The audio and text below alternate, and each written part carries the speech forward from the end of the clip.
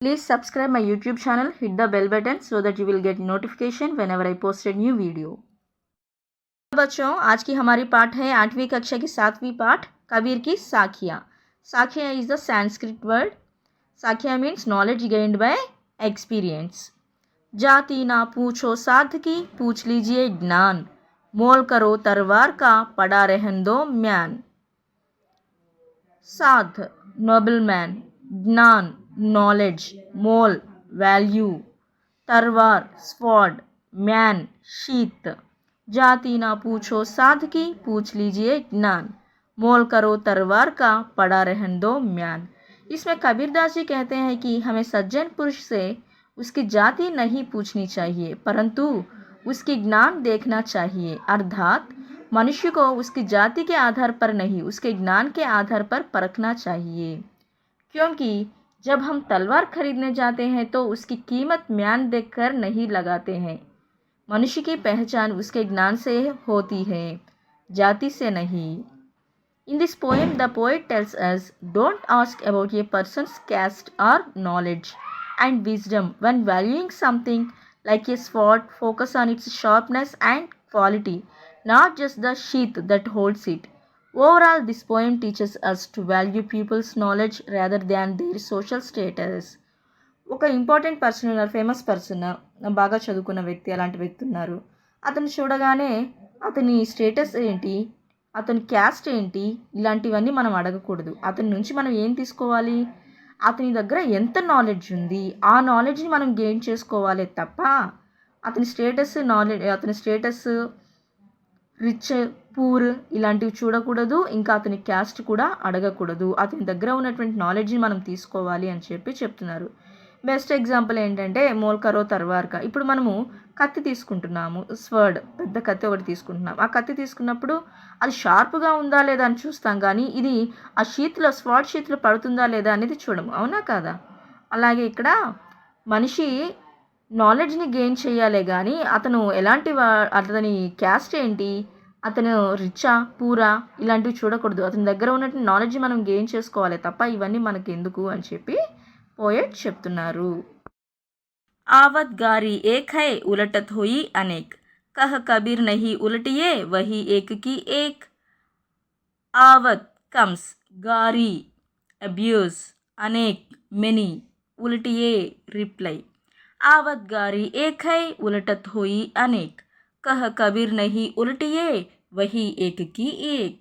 इसमें कवि कबीरदास कहते हैं कि जब हमें कोई गाली देता है तब वह एक होती है, पर हम पलटकर उसे भी देते हैं तो वो बढ़ते बढ़ते अनेक हो जाती है. इसलिए जब हम उसकी एक गाली पर ही ध्यान नहीं देंगे तो वह वही खत्म हो जाएगी.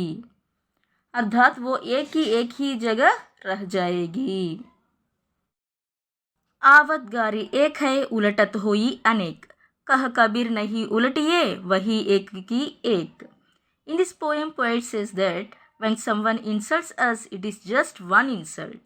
However, if we respond with that insult, it grows and multiplies into many.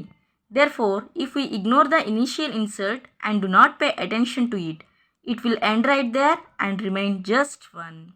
ఎవరైనా మనల్ని తిట్టినప్పుడు ఎదుటి వాళ్ళు కోపంగా ఉన్నారు, బాగా తిడుతున్నారు. అలాంటప్పుడు మనం కూడా రివర్స్లో గొడవ పెట్టుకున్నాం అనుకోండి, అది పెద్ద గొడవ అవుతుంది, మాట పెరిగి. అలా కాకుండా వాళ్ళు అలా కోపంగా ఉన్నారు, ఇది గొడవ ఎక్కువయ్యేలా ఉంది, మనం ఇక్కడ నుండి పక్కకి తప్పుకుంటే మంచిదే అని సైలెంట్గా వెళ్ళిపోయామనుకోండి, ఎదుటి వాళ్ళు తిట్టిన విషయాల మీద ఫోకస్ చేయకుండా మన పని ఏదో చూసుకొని వెళ్ళిపోయామనుకోండి, ఆ గొడవ అంతటితో ఆగిపోతుంది అని చెప్తున్నారు. మాలాతో కర్మే ఫిరై, జీభీ ఫిరై, ముఖ్ మాహి. మనువాతో దహుదిసి ఫిరై, యహ్ తౌ సుమిరన్ నాహి. మాలా మీన్స్ రోజరీ, ఫిరై వాండర్, జీభీ టంగ్, మనువా మైండ్, దహు 10, దిసి డైరెక్షన్స్, సుమిరన్ టు ప్రే. माला तो कर में फिरई, जीभी फिरई, मुख माही. मनुआ तो दहु दिसी फिरई, यह तौ सुमिरन नाही. इसमें कबीरदास जी कहते हैं कि माला तो हाथ में लेकर मनुष्य मन को घुमाता है, जीभ मुख के अंदर घूमती रहती है, परंतु मनुष्य का चंचल मन सभी दिशाओं में घूमता रहता है, कहकर बता रहे हैं. In this poem, the poet tells us about spiritual dilemma. While one might perform the physical actions of prayer, like counting beads and speaking mantras, the mind is often distracted and not focused on true meditation.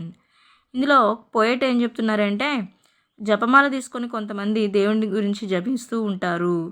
ఇంకా దేవుడి గురించి జపిస్తూ ఉన్నప్పుడు నోట్లో నాలుక కూడా దేవుడి గురించి జపిస్తూ ఉంటుంది. కానీ ఇంకొంతమంది చేతిలో జపమాల ఉంటుంది, కానీ వాళ్ళ ఆలోచనలు మరేవో ఆలోచిస్తూ ఉంటారు. 10 డైరెక్షన్స్లో వాళ్ళు ఆలోచిస్తూ ఉంటారు. వాళ్ళ మనసు అంతా ఎక్కడెక్కడో ఆలోచిస్తూ ఉంటుంది అని చెప్పి చెప్తున్నారు. అలా ఉండకూడదు. మనం చేసే మెడిటేషన్ కానివ్వండి, ప్రేయర్ కానివ్వండి, ఏదైనా సరే భక్తి శ్రద్ధలతో చేయాలి. మనం ఏదైనా పని చేస్తే దాని మీదే ఫోకస్ చేయాలి తప్ప వేరే దాని మీదకి కాన్సన్ట్రేట్ చేయకూడదు అని చెప్పి చెప్తున్నారు. నీందియే మీన్స్ ఇన్సల్ట్. పావు లెగ్స్. తలి అండర్. ఉడిపడై fly and get into. ఖరీ సివియర్. दुहेली पेन. कबीर घास ना नींदिए जो पाँव तली हुई, उड़ी पड़ई जब आँखी मई खरी दुहेली हुई. इसमें कबीरदास जी कहते हैं कि हमें कभी घास को छोटा समझकर उसे दबाना नहीं चाहिए, क्योंकि जब घास का छोटा सा तिनका भी आँख में गिर जाता है तो वह बहुत दुख देता है.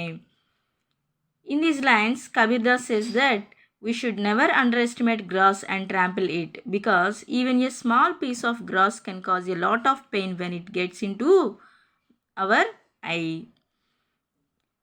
ఇందులో కబీర్దాస్ ఏం చెప్తున్నారంటే గడ్డిపోచే కదా, అది మనల్ని ఏం చేస్తుందని చిన్న చిన్న వస్తువుల్ని కూడా మనము నెగ్లెక్ట్ చేయకూడదు. ఇంత చిన్న గడ్డిపోచ అయినా సరే అది ఒక్కసారిగా మన కంట్లో పడితే చాలా బాధ ఉంటుంది, పెయిన్ ఉంటుంది. అందుకని చెప్పేసి ఎవరిని మనము తక్కువగా అంచనా వేయకూడదు అని చెప్పి చెప్తున్నారు. జగ్ మే బైరీ కోయి నహీ జో మన్ శీతల్ హోయ్, యా ఆపా కో డారీ దే దయా కరై సబ్ కోయ్. జగ్ వరల్డ్, బైరీ ఎనిమీ, ఆపా ఈగో, శీతల్ కామ్ పీస్ఫుల్, డారీ దే లివ్. जग में बैरी कोई नहीं जो मन शीतल होए, या आपा को डारी दे दया करे सब कोई.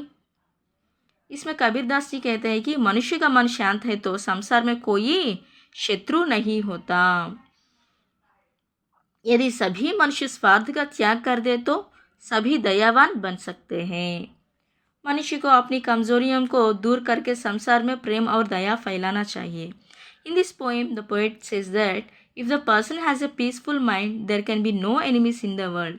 If all people give up selfishness, everyone can become compassionate. People should overcome their weakness and spread love and kindness in the world. ఈ పోయంలో ఏం చెప్తున్నారంటే కవి, మనము ఎప్పుడు కూడా అహంకారంతో ఈగోతో ఉండకూడదు, ప్రౌడ్నెస్గా ఫీల్ అవ్వకూడదు. అలా ప్రౌడ్నెస్గా ఫీల్ అవ్వకుండా, సెల్ఫిష్ అనేటువంటిది లేకుండా, స్వార్థం అనేది లేకుండా మనం పీస్ఫుల్ మైండ్తో ఉన్నట్లయితే ఈ ప్రపంచంలో మనకు ఎనిమీస్ అనేటటువంటి వాళ్ళే ఉండరు అని చెప్పి పోయెట్ చెప్తున్నారు.